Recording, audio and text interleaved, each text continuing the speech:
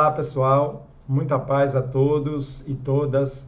Vamos dar continuidade a este estudo riquíssimo sobre a obsessão, baseado nos textos do La Harmonia, do Centro Espírita Harmonia, Universidade Livre do Espírito, a ULI. Nós já estamos aqui para estudar o mecanismo da obsessão.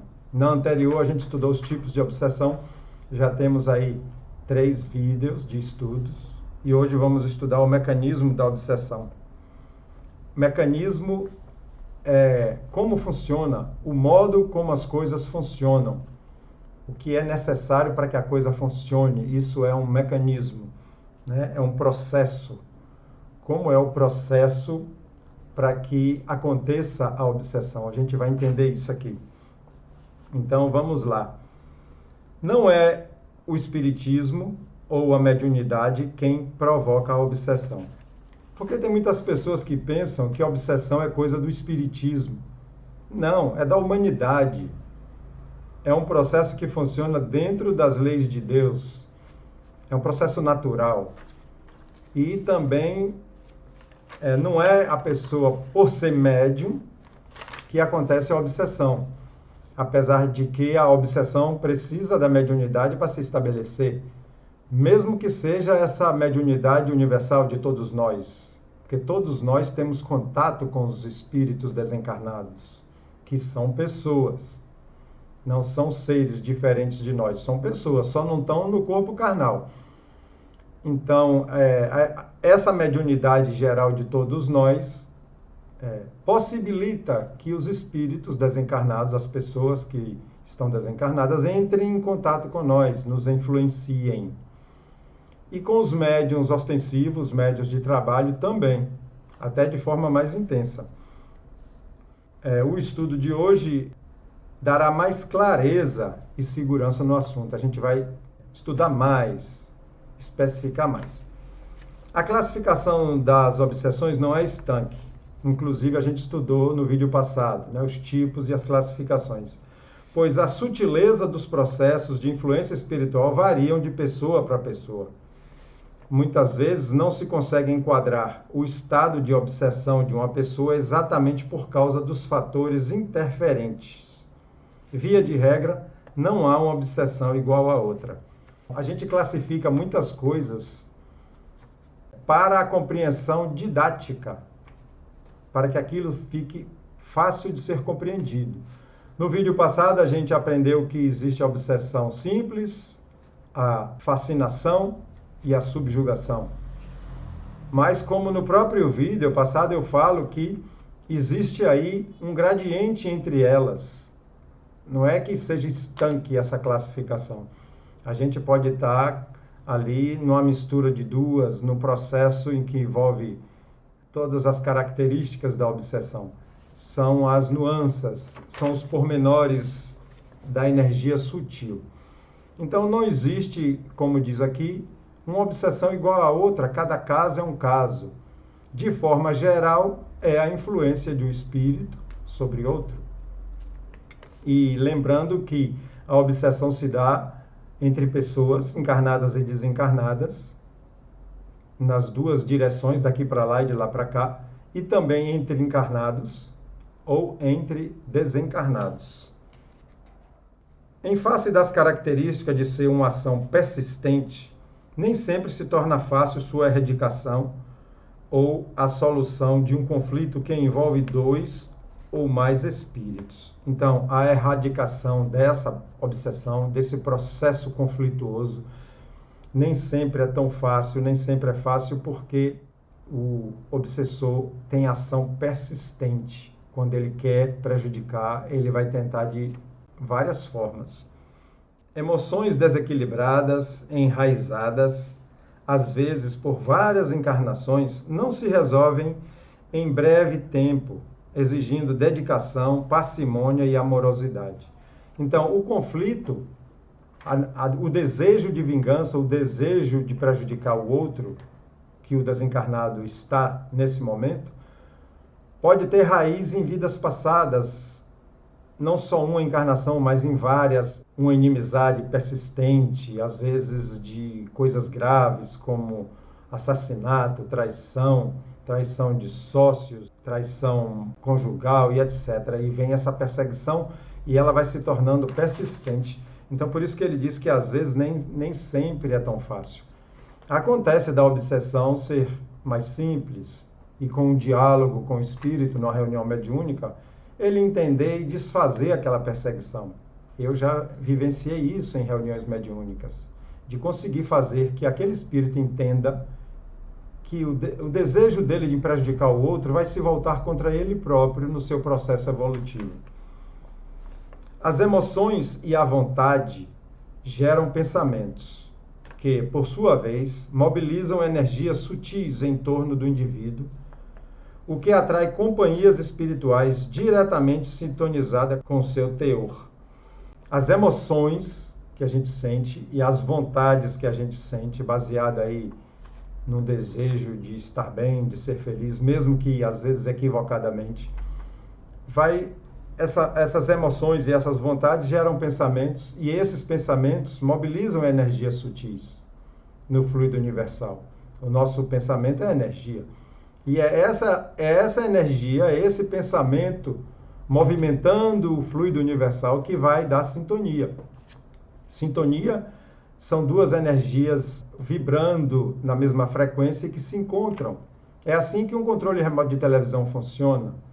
Um controle remoto de um drone voando lá em cima funciona. Eles estão sintonizados na mesma frequência, na mesma vibração. E aí tem o processo facilitado para o obsessor. Essa mobilização de energias chama-se vibração, que estabelece o estado psíquico de cada um, situando o indivíduo numa dimensão espiritual característica. Então, a nossa energia tem uma vibração, nós temos um perispírito e o seu magnetismo está em volta de nós, ligando o espírito ao corpo carnal. É o perispírito. E ele vibra. Ele tem a vibração energética que gera uma frequência e cada um de nós vai estar numa faixa de frequência. E como ele diz aqui, essa faixa de vibração estabelece a nossa característica de dimensão espiritual. Eu estou sintonizando que turma, que tipo de dimensão espiritual eu me sintonizo. É nessa dimensão que a gente vai se encontrar quando desencarnar. Desencarnou, saiu do corpo carnal, se encontra no meio dos seus iguais. E essa sintonia, ela é refinada, ela é melhorada, ela trará mais harmonia, mais felicidade, quanto mais ela estiver sintonizada com a lei de Deus, que em essência é o amor, né? É o bem. Agora, vamos ver aqui uma característica das obsessões, que às vezes a sua cura, vamos dizer assim, né? Melhor dizer, seu tratamento, sua solução, vai depender do processo espiritual, da desobsessão em centro espírita, como também pode necessitar, depender do grau que já chegou, da medicina e da psicologia. A pessoa terá que passar por esses 3 tratamentos simultâneos, a depender do grau que essa obsessão já chegou. Né? Então, é um problema médico, psicológico e espiritual. Vamos lá compreender isso. Resolver as raízes do problema é fundamental para livrar-se da obsessão. Então, devemos ter cuidado nesses casos. Para se livrar da obsessão, precisaremos ter certos cuidados.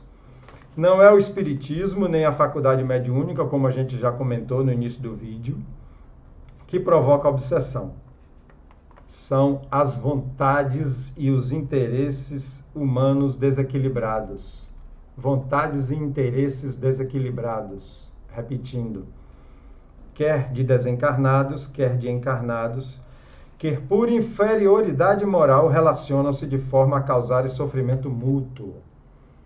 Então, quando um intervém, atrapalha, dificulta os interesses do outro, há um conflito. É assim também entre nós aqui encarnados. Se a gente tem um interesse, tem uma busca, tem um objetivo e as pessoas atrapalham, alguma outra pessoa atrapalha, ela começa a ser uma pessoa desafeto da gente. É assim.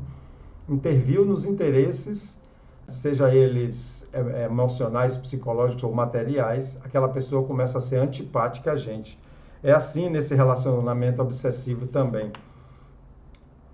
Então ali passa a causar sofrimento mútuo de um para outro. Agora um está desencarnado, o outro está encarnado, mas em algum momento o outro que estava aqui pode estar desencarnado e o encarnado já pode estar encarnado. Ou os dois podem estar lá na dimensão espiritual, ou os dois podem estar aqui na dimensão encarnada. E esse conflito pode continuar, porque se atraem. Por viverem numa dimensão mais fluida, né, o desencarnado, os obsessores, por eles estarem numa dimensão mais fluida, mais sutil da energia, chamada quintessenciada. A quintessenciada é algo requintado, algo apurado. O termo significa quintessência. É uma energia mais sutil. Por eles estarem lá, nessa condição, e lidarem com energias suscetíveis ao pensamento, costumam os espíritos que obsidiam utilizar-se de técnicas hipnóticas. Olha só, eles conseguem trabalhar essa energia para incutir como se fosse em nós um pensamento, ou seja, sugerir pensamentos, como alguém que fala ao ouvido, como alguém que influencia com argumentos, e botar um pensamento que não é meu em mim. Olha só. Então, eles usam técnicas hipnóticas e subliminares para atingir suas vítimas. Quando muito prolongada, a obsessão provoca desordens psíquicas sérias, não só requerendo a terapêutica espiritual, como também, às vezes, acompanhamento médico e principalmente psicológico. Então, está aqui os mecanismos da obsessão, que pode se tornar um caso grave, tanto na sua intensidade como na sua persistência.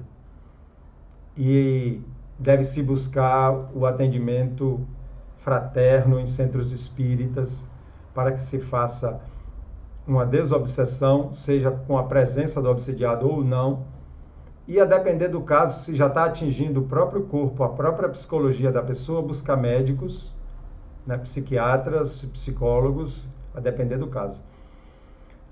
Quando a pessoa não conhece o processo mediúnico, o processo obsessivo, não conhece o espiritismo, eles vão procurar médicos, psiquiatras, psicólogos e vão ficar ali tratando o efeito, quando a causa é a influência.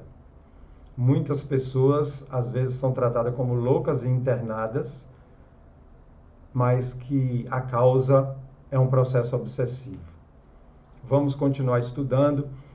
A gente estudou aqui esse conteúdo básico em 4 vídeos da obsessão e agora a gente vai estudar a desobsessão.